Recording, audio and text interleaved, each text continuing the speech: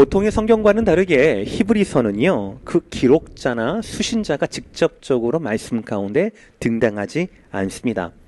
많은 학자들은 주로 이제 사도 바울의 기록이라고 이야기를 해요.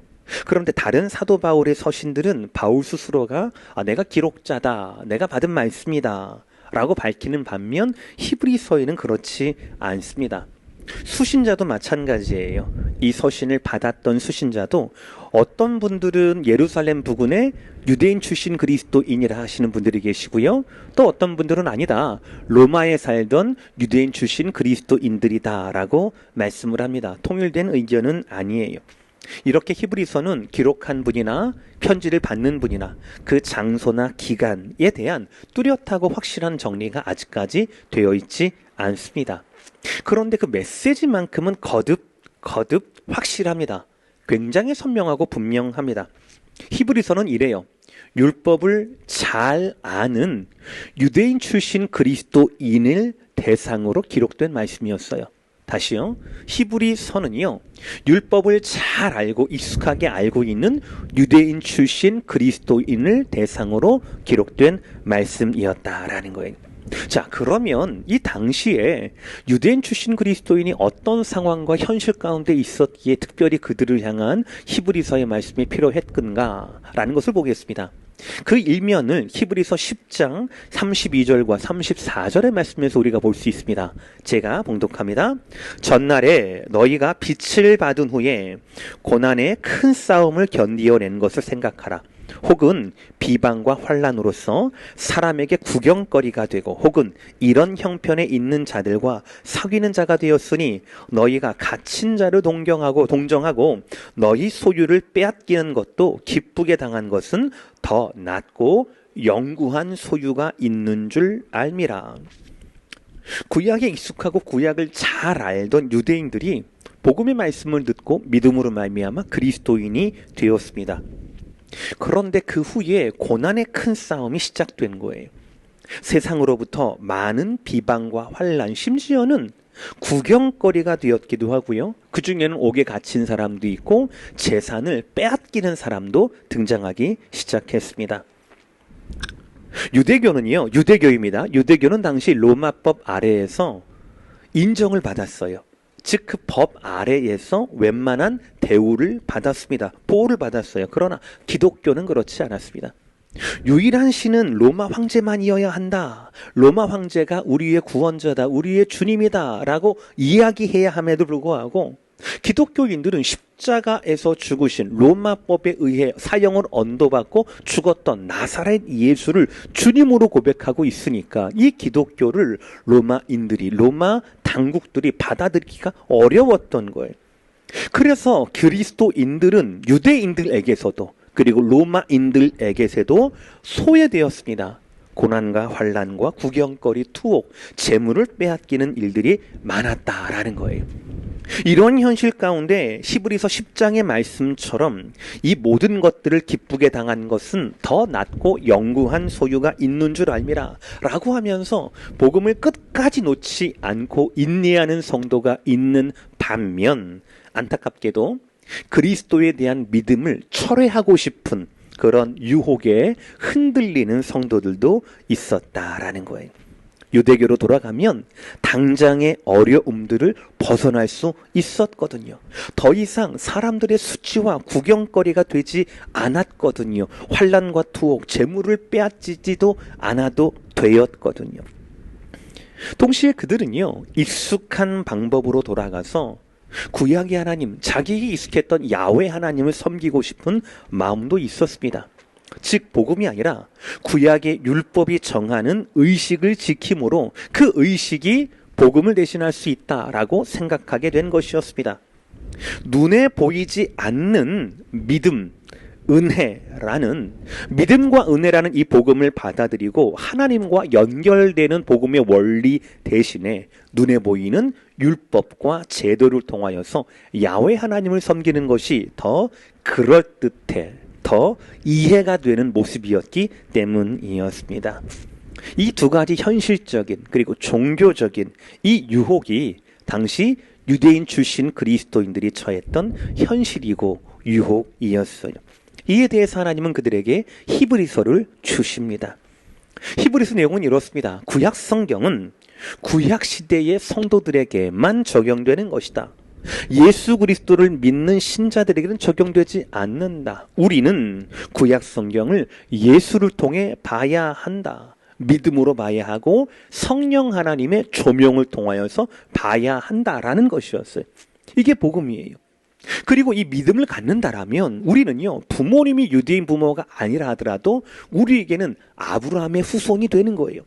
할례를 받지 않더라도 우리는요, 세상과 구별된 성도의 삶을 살아낼 수 있는 겁니다.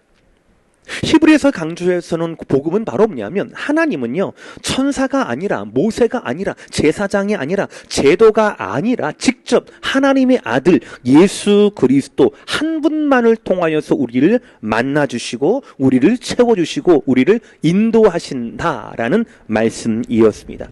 이것이 히브리서의 주요 내용이에요. 사랑하는 성도 여러분, 히브리서를 통한 하나님의 말씀은 지금 우리에게도 필요합니다. 우리도 현실의 어려움 때문에 진리를 똑바로 보지 않고 외면하고 싶은 유혹이 있거든요. 우리도요, 종교적인 방법으로 그렇게 살고 싶어요. 익숙한 방법으로 눈에 보이고 이해되는 방식으로, 그러나 복음적이지 않는 종교 생활을 하고 싶어 하거든요. 제도에 묶인 신앙 생활을 하고 싶어 하거든요. 그러나 우리는 예수 그리스도 오직 한 분만을 붙잡아야 한다라는 것이죠. 왜입니까? 왜냐하면 하나님께서는 이미 예수님을 통해 우리에게 말씀을 주셨기 때문이다라는 거예요. 이것이 오늘의 첫 번째 대지입니다. 오늘 말씀 1절의 말씀 다 함께 읽겠습니다. 1절의 말씀 시작. 옛적에 선지자들을 통하여 여러 부분과 여러 모양으로 우리 조상들에게 말씀하신 하나님이, 1절 전체가 바로 구약의 이야기예요.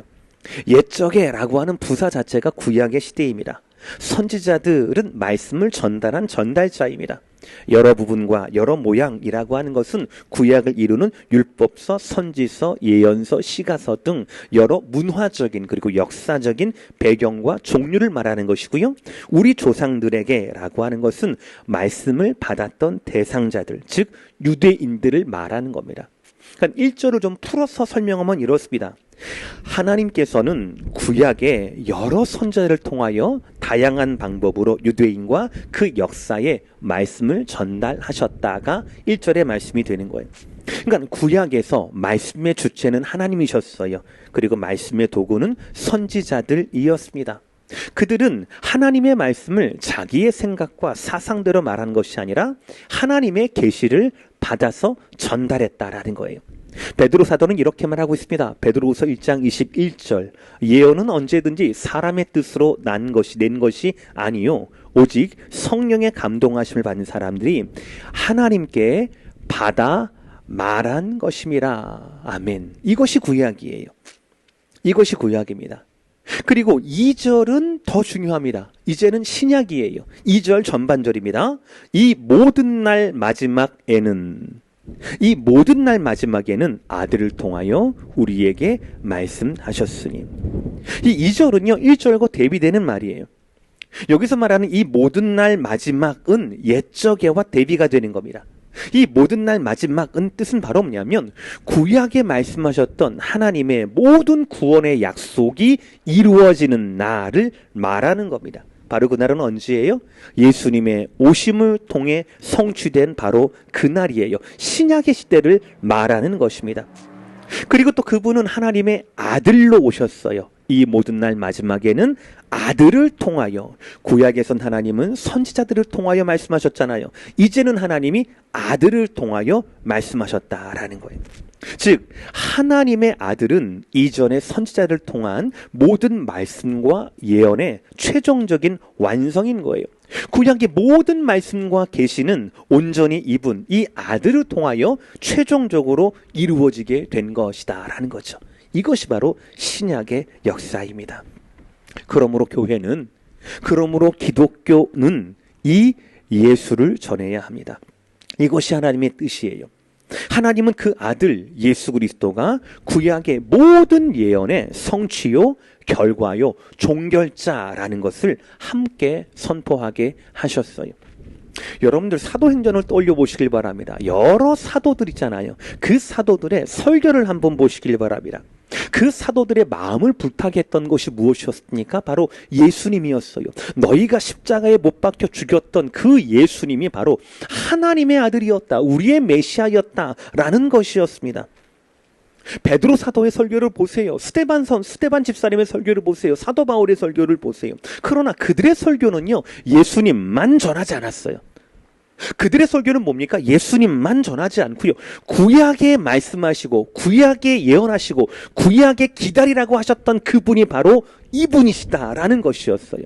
그러니까 예수님께서 이 땅에 오신 것, 십자가와 부활, 성령의 충만함, 이 모든 것들은 그냥 예수님 혼자 덜렁한 것이 아니라 구약에 이미 하나님이 플랜하시고 디자인하시고 이미 하나님이 말씀하신 모든 것이 예수님 한 분을 통하여 성취되었고 이루어졌다라는 그런 말씀이었습니다. 초대교회의 최초의 공적인 설교는 사도행전 2장에 나와 있는 베드로의 설교입니다. 그 배경은 이렇습니다. 사도행전 2장 초반에 성령 하나님의 강림하심이 120사도에게 모두 이렇게 한꺼번에 오게 되지요. 그것을 그들은 그때 방언을 말하게 됩니다. 그 방언을 듣고 난 다음에 많은 사람들이 술 취했다라고 비웃게 되죠. 그 비웃음을 듣고 난 후에 베드로가 일어나서 이렇게 설교를 하는 겁니다. 사도행전 2장 15, 16절. 때가 제3신이 너희 생각과 같이 이 사람들이 취한 것이 아니라 이는 곧 선지자 요엘을 통하여 말씀하신 것이니 라는 거죠. 그러니까 지금 성령 강림의 사건의 증거로 방언이 되고 있는데, 이 방언이라고 하는 것은 이미 하나님이 구약의 선지자, 옛적 그 선지자 요엘을 통하여 말씀하신 것이 성령에 의해 성취되고 있는 것이다 라는 것이었어요. 이처럼 구약의 모든 성경은 바로 예수님에 대한 예언이었습니다. 신약의 모든 사건 한 장 한 장들이 바로 구약의 성취의 모습이었다라는 거예요. 예수님 스스로도 이렇게 말씀하셨어요. 십자가를 향한 그 스스로의 발걸음은 바로 자신을 향한 구약의 성취를 의미했다라는 거예요. 요한복음 5장 39절의 말씀, 너희가 성경에서 영생을 얻는 줄 생각하고 성경을 연구하거니와 보세요, 이 성경은 곧 내게 대하여 증언하는 것이니라. 아멘. 사랑하는 성도 여러분, 이 첫 번째 제도를 꼭 기억하시기를 바랍니다. 예수님은 하나님이 우리에게 주신 말씀의 완결자가 되십니다. 우리는 예수님을 통하여서 구약을 봐야 하고 예수님 안에서 저와 여러분의 삶을 발견해야 한다라는 것이에요.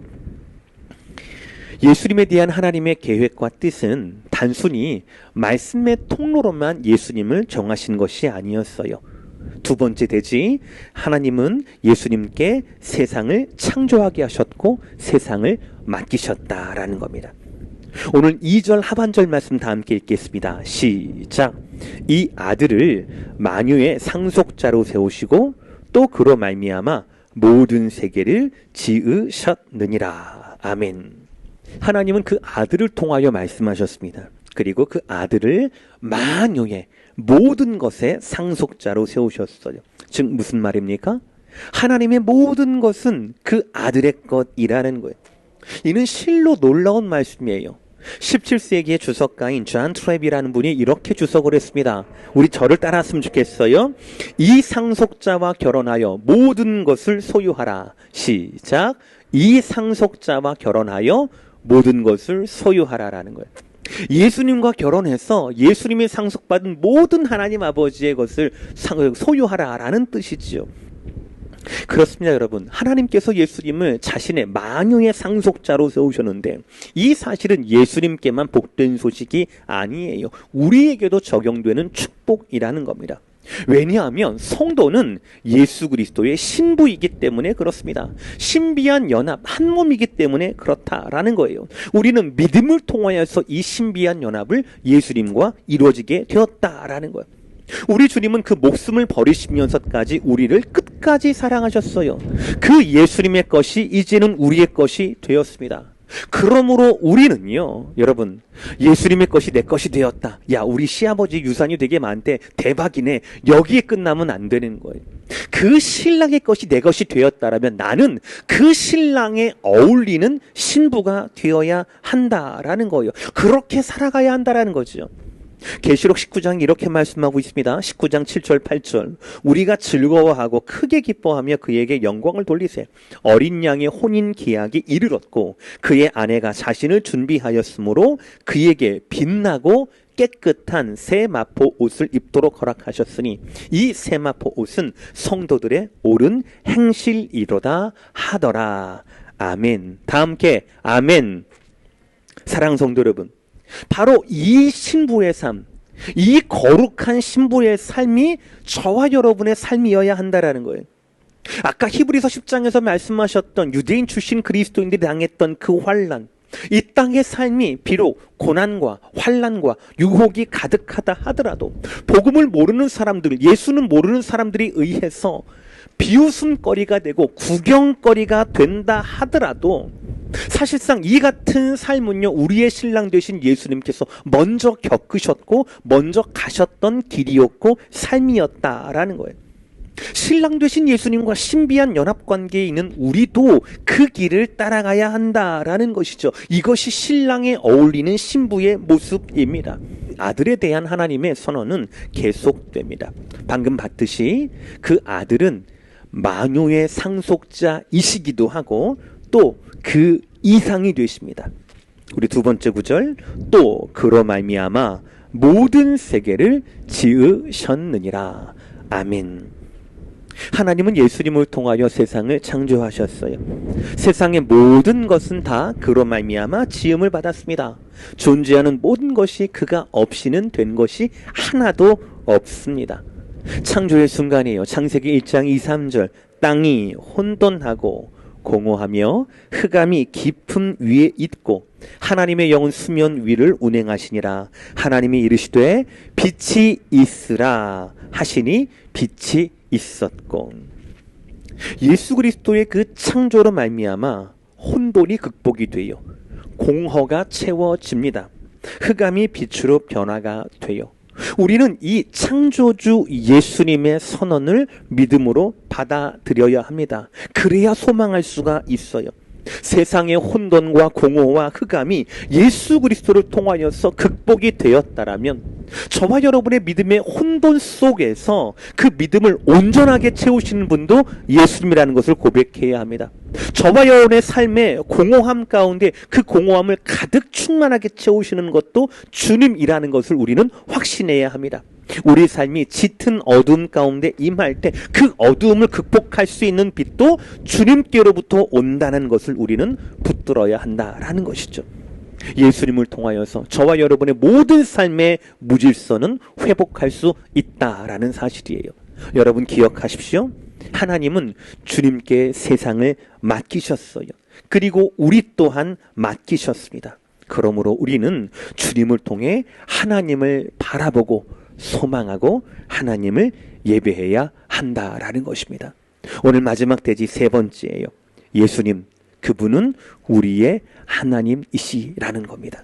3절의 말씀을 보면 이 말씀은 예수 그리스도에 대해서 더 분명하게 선포하십니다. 전반절입니다. 이는 하나님의 영광의 광채시요 그 본체의 형상이시라. 아멘. 여기에서 성부 하나님과 성자 하나님 이 두 분의 관계에 대해서 중요한 두 가지 말씀이 나와요. 첫 번째, 이는 즉 그 예수님은 하나님의 영광의 광채시다. 두 번째, 본체의 형상이시다라는 거예요. 먼저 하나님의 영광의 광채를 말씀을 드릴게요. 여기에서 하나님의 영광이라고 하는 것은 하나님의 임재가 눈에 보이는 것을 말하는 겁니다. 가시적으로 드러나는 것을 말해요. 구약에 보시면 시내산에서 하나님이 빽빽한 구름과 천둥으로 임하시지 않습니까? 보면 광야에서도 하나님이 회막 위에 구름 기둥과 불 기둥으로 임하지 않습니까? 이것이 바로 하나님의 영광이에요. 그런데 오늘 말씀 뭐라고 합니까? 이는 즉 예수님은 하나님의 영광의 광채시다라는 거예요. 여기서 말하는 광채는 빛, 반사를 말하는 겁니다. 그러니까 이렇게 되는 거예요. 즉 구약에서는 하나님의 영광이 구름과 천둥으로 불구름과 그리고 구름 기둥으로 나타나셨다라는 거예요. 그런데 신약에서는요, 누구를 통하여서 하나님의 영광이 나타났습니까? 그 아들을 통해서 나타났다라는 거예요. 아멘이십니까? 우리가 작년에 붙들었던 말씀이 요한복음 1장 14절이잖아요. 말씀이 육신이 되어 우리 가운데 거하심에 우리가 무엇을 보니 그 영광을 보니 은혜와 진리가 충만하더라. 할렐루야. 하나님이 우리 가운데 임하신 거예요.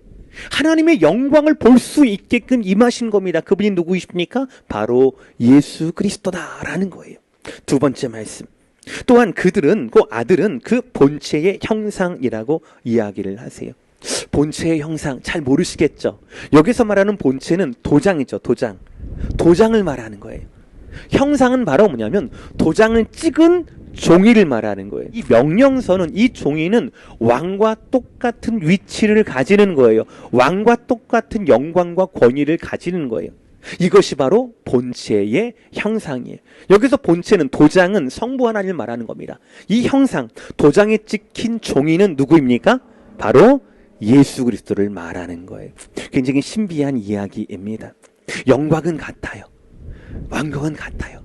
본질은 같아요. 그러나 분명히 도장과 도장에 찍힌 종이는 구별할 수가 있잖아요.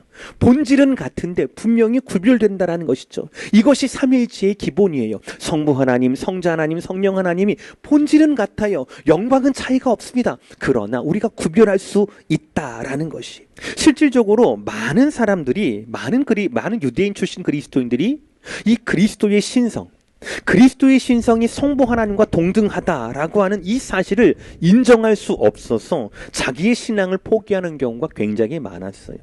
지금도 이단들이, 영지주의들이 그걸 많이 공격을 하거든요. 그러니까 말씀대로 이해하지 않고 믿음으로 이해하지 않고 그냥 익숙한 대로, 편한 대로, 이해하고 싶은 대로 이해하다 보니까 어떤 결과가 나온 줄 아십니까? 예수님의 신성을 인정하지 못하는 거예요. 그러면 결국 예수님은 좋은 분이야, 선지자야, 예수님은 의로운 청년이야, 그러나 하나님이 있을 리가 있어? 라고 하면서 예수님은 하나님이 아니다 라고 이야기하면서 복음을 부정하게 되는 그런 결과를 낳게 되는 겁니다. 그래서 오늘 말씀은 분명하게 선포합니다. 예수 그리스도는 하나님이시라는 거예요. 영광의 광채이고 본체의 형상이라는 겁니다. 예수님은 하나님의 아들이지만, 동일하지만, 그럼에도 불구하고 종이에 찍힌 도장처럼 구별할 수 있는 신비한 삼위일체에 대해서 선언하고 있다라는 사실이에요. 저와 여러분, 우리가 이해가 되지 않더라도, 우리의 한계 때문에, 자격 때문에 이해가 되지 않다 하더라도 이 말씀 그대로의 선포를 저와 여러분은 붙들어야 할 것입니다. 이에 더해서 오늘 말씀은 그 아들에 대한 사역을 세 가지로 소개하고 계셔요. 1장 3절 하반절 말씀이에요. 그의 능력의 말씀으로 만물을 붙드시며 죄를 정결하게 하는 일을 하시고 높은 곳에 계신 지극히 크신 이의 우편에 앉으셨느니라. 아멘. 세 가지 예수 그리스도의 사역입니다. 첫 번째, 주님은 능력의 말씀으로 만물을 붙드신다라고 하셔요. 예수님은 말씀으로 세상을 창조하실 뿐 아니라 능력의 말씀으로 그 만드신 세상을 보존하고 다스리고 계신다라는 거예요. 오늘 3절 말씀에서 붙드신다라는 말씀이 참 중요하거든요. 이거는 우리가 말하는 것 똑같아요. 이렇게 붙드는 것 있잖아요. 제가 힘이 있지 않으면, 이것을 움켜쥐지 않으면 제가 이것을 붙들 수가 없어요. 옮길 수도 없습니다. 하나님은, 예수 그리스도께서는 그가 창조하신 이 세계를 이렇게 붙들고 계신다라는 거예요. 힘이 없으면 떨어지고 말 것 아니겠습니까? 지금도 붙들고 계신다라는 거예요. 저와 여러분을 부르시고 난 다음에 저와 여러분들 지금도 말씀으로 붙들고 계신다라는 겁니다. 그리스도께서는 보이지 않은, 그러나 능력의 말씀으로 지금도 만유를, 지금도 모든 성도들을, 저와 여러분을 붙들고 다스리고 계신다라는 사실이에요. 두 번째, 예수 그리스도는 죄를 정결하게 하신다라는 거예요. 이 부분이 바로 율법과 확실히 구별되는 주님의 사역입니다. 율법은 뭐예요? 제사장이 제사를 통하여 죄를 해결해 갔습니다.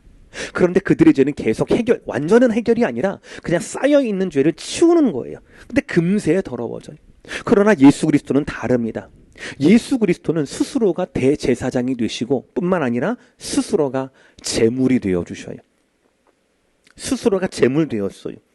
예수님은 자신의 피로 자신을 희생함으로써 우리 모두의 죄의 대가를 지불하셨어요. 우리 과거의 죄뿐만이 아닙니다, 여러분들. 과거의 죄, 현재의 죄, 닥쳐올 모든 유혹과 모든 미래의 죄까지도 우리 예수님은 이미 대가를 지불하셨다라는 거예요. 그래서 여러분들, 그리스도 안에 있는 자들은 더 이상 죄와 상관이 없습니다. 속죄를 위하여 뭔가를 할 필요가 없는 거예요. 왜입니까? 예수님이 이미 이루셨기 때문에 그렇습니다. 그렇다 하더라도 저와 여러분이 양육반에 배운 대로 그럼 저와 여러분 가운데 회개가 필요 없습니까? 아니에요. 회개가 필요해요. 그러나 그리스도인 가운데 필요한 회개는 어떤 회개입니까? 성화를 위한 회개라는 것입니다. 이것이 너무 중요한 차이예요. 마지막 세 번째는 무엇입니까? 하나님 우편에 앉으셨다라는 거예요. 우리가 사도신경에서 배웠듯이 그 자리는 본래 성자 하나님의 자리였어요. 본래부터 성자 하나님의 자리였어요. 그러시다가 2000년 전 예수 그리스도로 이 땅에 오시고 사시고 고난받으시고 죽으시고 부활하셔서 승천하셔서 다시 올라가 앉으신 자리가 바로 하나님 우편 보좌라는 것이었습니다. 여기에서 앉으셨다라는 사실을 두 가지를 우리에게 말합니다. 첫 번째는 그 자리를, 그러니까 모든 속죄 사역, 대제사장으로서 모든 속죄 사역을 이제는 마치셨다라는 거예요. 두 번째는 뭡니까? 그 자리에 앉았다. 보좌가 어떤 의미입니까? 다스림의 의미라는 거예요. 통치의 의미라는 것이죠. 지금은 예수님께서 그 보좌에서 우리를 다스리고 계신다. 아까 첫 번째 말씀대로 권능의 말씀으로 우리를 붙잡고 계신다라는 것입니다. 오늘 말씀 마무리하겠습니다. 사랑하는 성도 여러분, 히브리서는요, 믿음을 가지는 것 때문에, 보이지 않는 믿음대로 살아가는 것 때문에 세상 사람들의 구경거리가 되고 말았던 신앙의 위기를 맞은 사람들에게 바른 신앙이 무엇인지, 또 그 사람들을 격려하기 위해 쓰여진 말씀입니다. 우리를 위한 말씀이에요. 지금 우리도 이 땅에 살면서 수많은 신앙의 위기를 직면하고 있지 않습니까? 그때마다 우리를 따뜻하게 하는 말씀, 우리를 위로하게 하는 말씀도 필요하지만 정작 우리를 건지고 우리를 살리는 말씀은요, 어떤 말씀입니까? 복음 자체예요. 이 복음이 뭐예요? 예수님이 누구이신가? 라는 그 질문에 대한 성경의 답이 복음 아니겠습니까? 오늘 우리가 말씀을 통하여 붙잡는 복음은 뭡니까? 말씀을 통하여 붙잡는 예수님은 누구이십니까? 말씀으로 세상을 지으신 창조주이셔요. 우리 죄를 해결하신 구세주이십니다. 지금도 보좌 우편에 앉아서 우리를 능력의 말씀으로 통치하시는 통치자라는 사실이에요. 이 진리에 대한 확신이 신앙의 위기에서 빠져나올 수 있는 가장 확실한 방법이라는 것이죠. 사랑하는 성도 여러분, 오늘부터 시작되는 히브리서의 귀한 가르침에 귀를 기울이시고요. 팬데믹의 폭풍과 이민자의 삶이라는 이 광야 가운데 끝까지 믿음으로 살아내시는, 길이 없는 가운데 길을 만들어내시는 저와 여러분 되시기를 주의 이름으로 축복합니다.